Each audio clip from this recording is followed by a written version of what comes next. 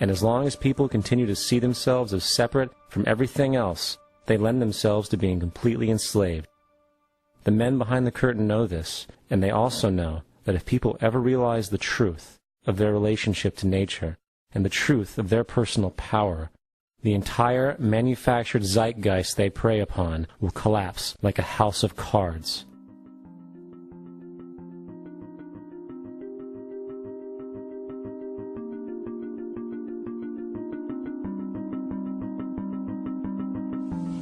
The whole system that we live in drills into us that we're powerless, that we're weak, that our society is evil, that it's private, etc., and so forth. It's all a big fat lie. We are powerful, beautiful, extraordinary. There is no reason why we cannot understand who we truly are, where we are going. There is no reason why the average individual cannot be fully empowered. We are incredibly powerful beings.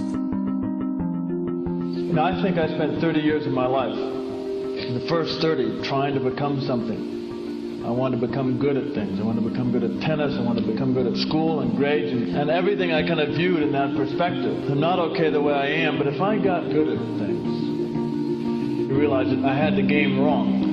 The game was to find out what I already was.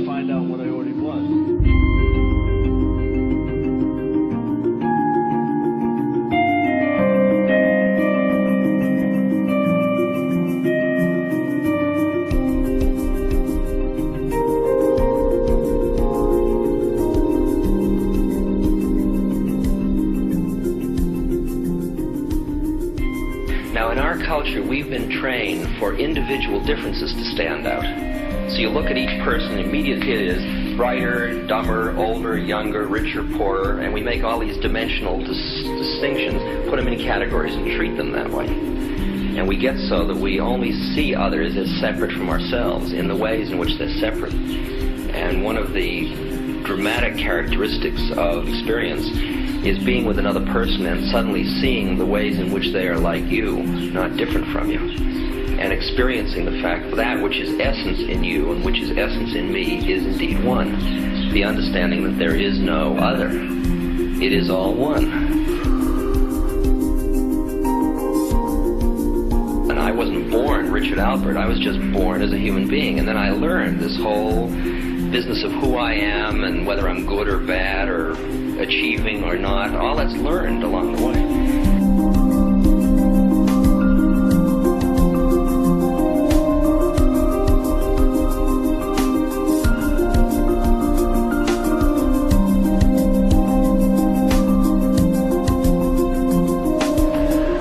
The old appeals to racial, sexual, and religious chauvinism, to rabid nationalist fervor, are beginning not to work. A new consciousness is developing which sees the earth as a single organism and recognizes that an organism at war with itself is doomed.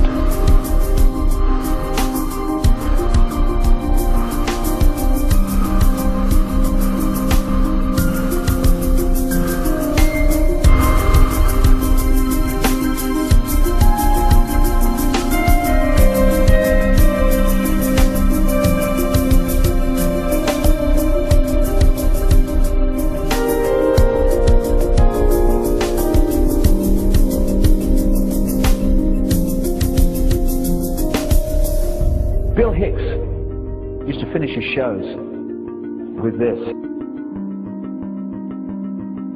Life's like a ride in an amusement park. And when you go on it, you think it's real, because that's how powerful our minds are. And the ride goes up and down and round and round. It has thrills and chills, and it's very brightly colored. And it's very loud, and it's fun for a while. Some have been on the ride for a long time, and they begin to question, is this real, or is this just a ride?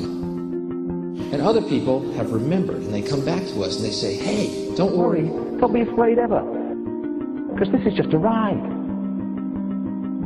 And we kill those people. Shut him up, I've got a lot invested in this ride. Shut him up! Look at my furrows of worry. Look at my big bank account and my family. This has to be real. It's just a ride. But we'll kill those good guys who try and tell us that. You ever notice that? And let the demons run amok? But it doesn't matter, because it's just a ride, and we can change it anytime we want. It's only a choice. No effort, no work, no job, no savings of money. Just a choice right now between fear and love.